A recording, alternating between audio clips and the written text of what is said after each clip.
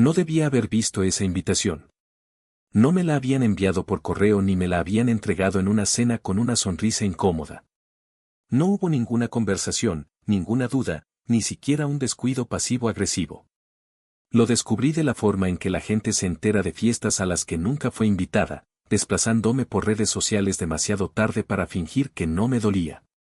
Era una foto, un fondo de satén blanco, una tarjeta con letras doradas en relieve apoyadas sobre suaves pliegues de tela, peonías, detalles en oro rosa.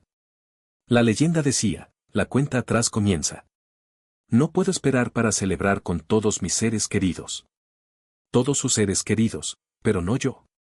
Durante un minuto entero, me quedé mirando la pantalla, intentando que las palabras se reordenaran solas. Me dije que tal vez aún no me había enviado la mía. Quizás había un retraso. Tal vez, Dios mío, no lo sé. Quizás quería sorprenderme en persona, aunque eso nunca había sido lo suyo. La verdad no cayó como una bofetada, sino que se asentó como un peso, pesado, familiar. Durante los últimos 6 meses, había transferido casi $8,000 para cubrir depósitos, el lugar, el catering, la mitad del vestido. Nunca pedí que me lo reconocieran. Ella nunca lo ofreció. Y aún así, en algún rincón estúpido de mí, pensé que tal vez, solo tal vez, ese gesto me compraría un asiento en la mesa. Escribí un mensaje, simple y suave, del tipo que se envía cuando no estás preparada para una respuesta real. Hola, acabo de ver tu publicación. Nunca recibí mi invitación. Se perdió en el correo. Luego esperé. Seguí esperando durante el almuerzo, durante un trabajo urgente en el taller, durante la hora que pasé reemplazando el eje trasero de un Bentley. Alrededor del atardecer, volví a revisar. Nada. No fue hasta las 10:30 de la noche que mi teléfono vibró. Hola, quería hablar contigo sobre esto. Ha sido muy difícil reducir la lista de invitados. Buscamos una vibra específica para el evento. Ya sabes, algo seleccionado, nada personal. Sé que te alegrarás por mí desde la distancia. Te quiero. Alegrarme por ella desde la distancia. Leí el mensaje 3 veces, y una vez más solo para asegurarme de no estar malinterpretando lo que ya sabía. No se había olvidado, me había excluido. Yo no formaba parte de su vibra. Yo era la hermana manchada de aceite, con manos ásperas y vaqueros desgastados. No usaba maquillaje suave ni tacones pulidos. No bebía vino y decía asterisco ante las tablas de embutidos. Yo dirigía un taller, el mío propio. Ganaba buen dinero, del tipo honesto, pero no tenía la apariencia adecuada. Ella nunca lo dijo en voz alta, pero lo había visto en la forma en que arrugaba la nariz cuando aparecía directamente del trabajo, en la forma en que una vez me presentó en un brunch familiar. Ella es mi hermana, Rachel. Se dedica a cosas de coches. Cosas de coches. Esa noche no dormí, no por ira, ni siquiera por tristeza.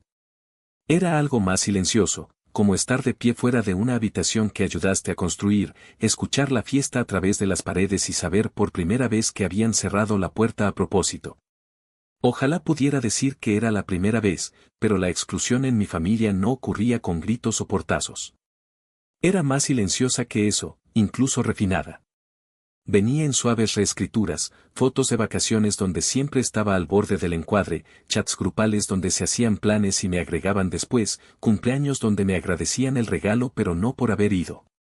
La boda fue solo la primera vez que lo hicieron oficial.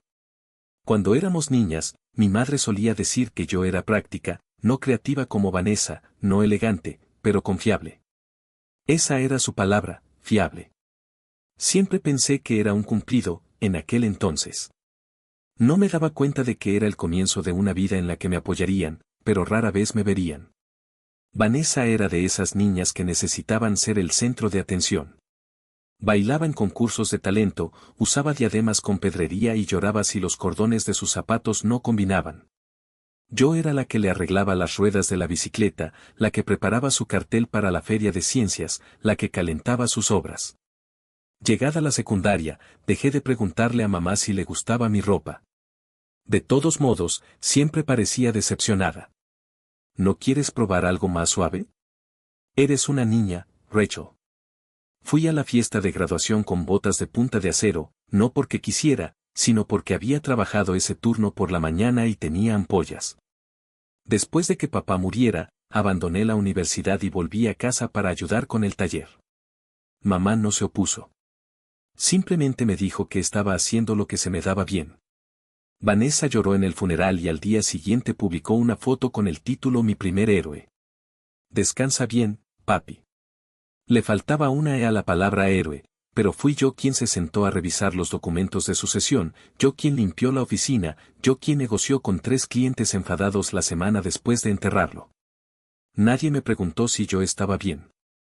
Aún así, pagué el último semestre de universidad de Vanessa cuando sus préstamos no llegaron, y lo volví a hacer cuando se mudó a Nueva York y necesitaba un depósito de seguridad.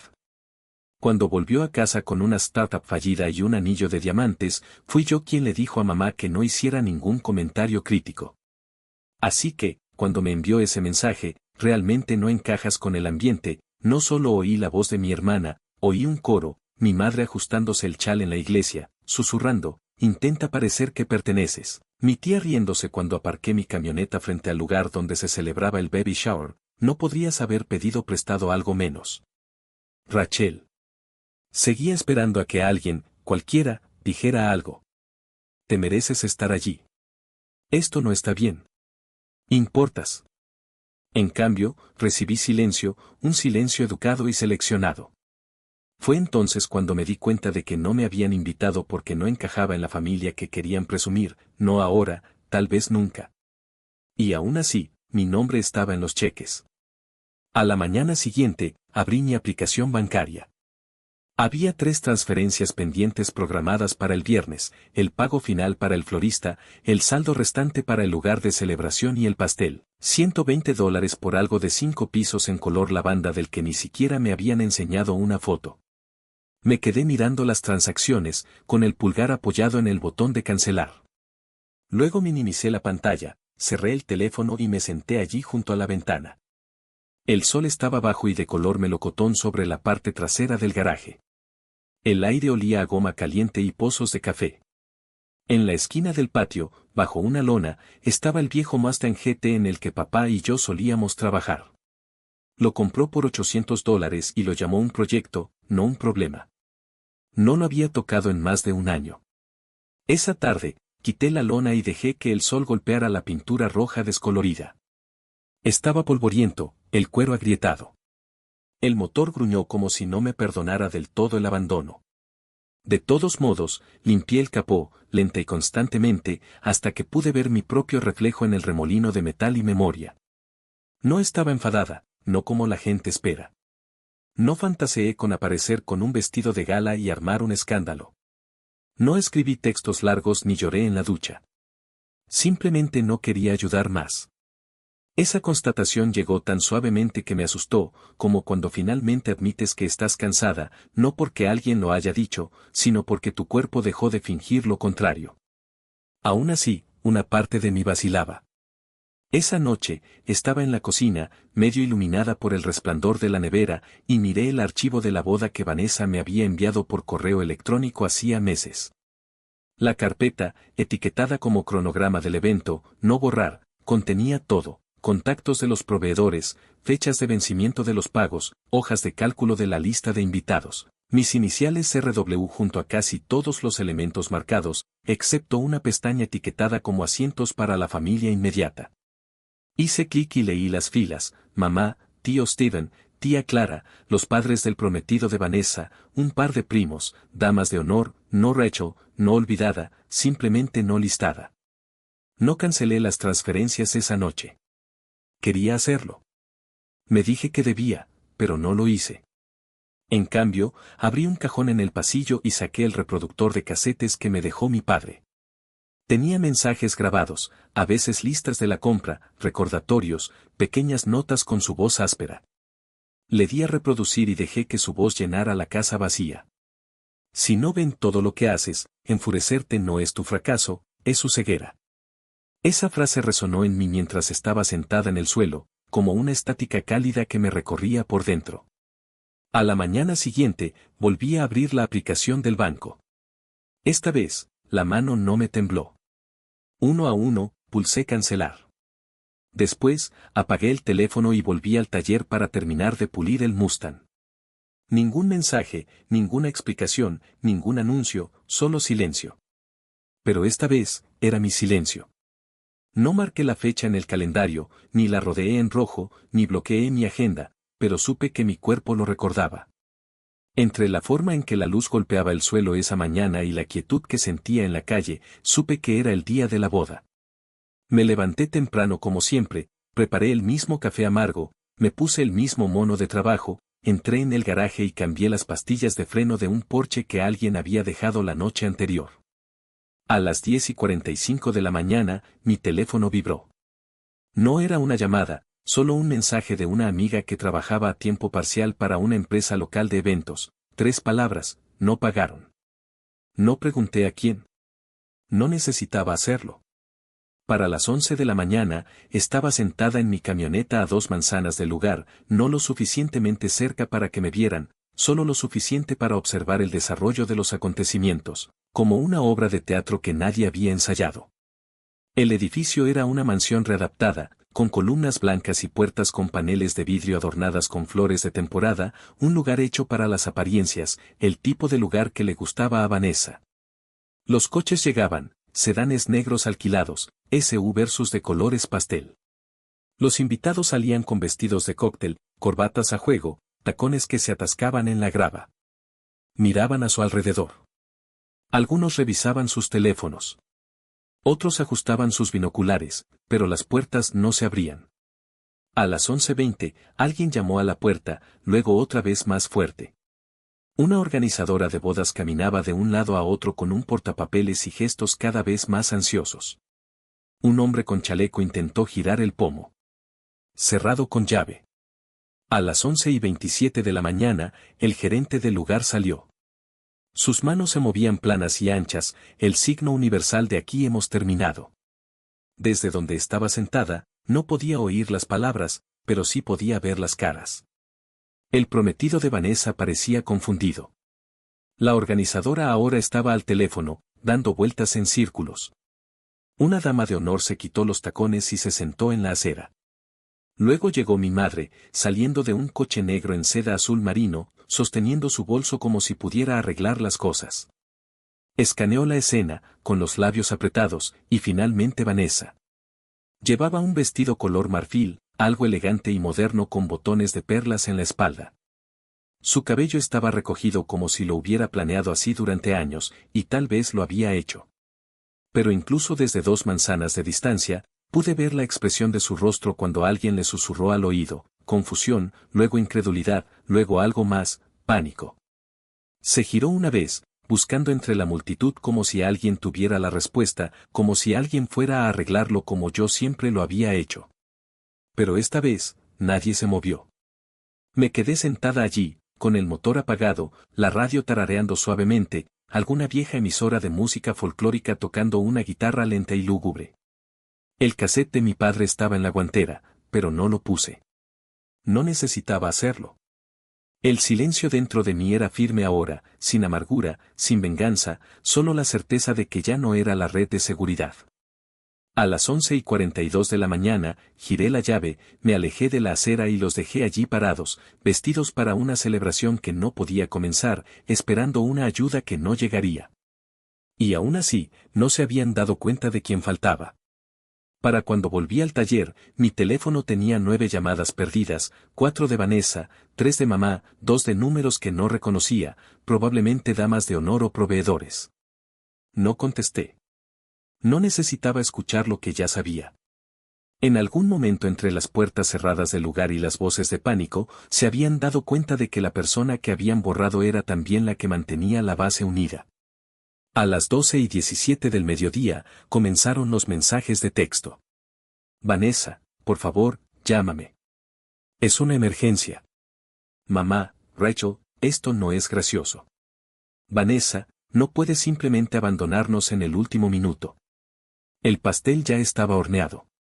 Las flores, en camino. Mamá, lo prometiste. Todos contábamos contigo. Ni una sola palabra de disculpa. Ni una. No les dolía que me hubieran herido, les dolía la vergüenza que sentían. A las 12:44 del mediodía, Vanessa por fin escribió: «Me dejaste quedar mal». Miré el mensaje fijamente.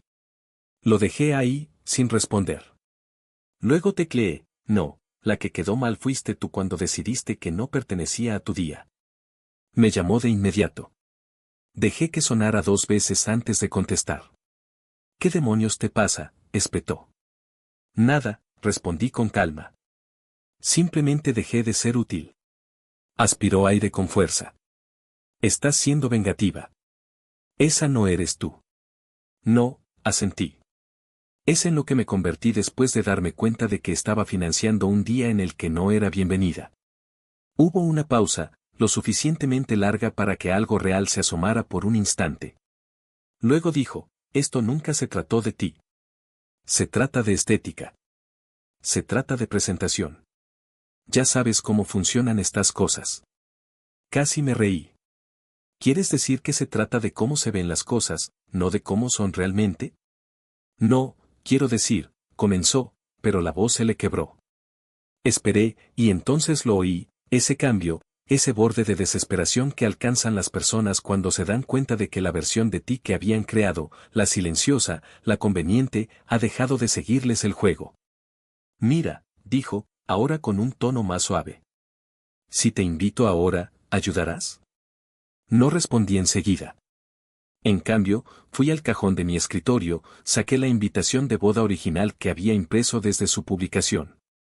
Era hermosa, con letras ornamentadas, ribetes en rosa empolvado, detalles en lámina dorada. No había ni rastro de Rachel por ninguna parte. Acerqué el teléfono y dije: «Construiste un día sin mí. ¿Puedes pagarlo sin mí también?». Y colgué. Más tarde esa noche, publiqué una sola foto, sin leyenda, solo un escaneo del registro de facturas de los proveedores con mis iniciales circuladas en rojo al lado de cada depósito pagado y una copia de la lista de invitados donde mi nombre nunca apareció. No revisé los comentarios. No respondí a los mensajes que llegaron en avalancha, pero sabía que la gente lo había visto: la dama de honor que me había sonreído falsamente en el último día de Acción de Gracias, la prima que una vez bromeó diciendo que olía a aceite de motor, el tío que no me había preguntado cómo estaba desde el funeral. Todos lo vieron, y por una vez no pudieron deshacerse de la imagen, no porque yo dijera nada en voz alta, sino porque dejé de fingir con ellos de la misma manera que ellos habían dejado de fingir que yo importaba. Ha pasado un año. Nadie ha dicho la palabra perdón, ni mi madre, ni Vanessa, ni nadie que estuviera parado en ese césped delantero con sus trajes y tacones de color pastel buscando a alguien a quien culpar. Pero nadie me ha pedido dinero de nuevo tampoco. Esa parte era nueva. Durante las primeras semanas, hubo intentos, suaves, torpes. Una tarjeta de cumpleaños de mamá que decía: «La familia se trata de perdón. Ven a visitarnos alguna vez».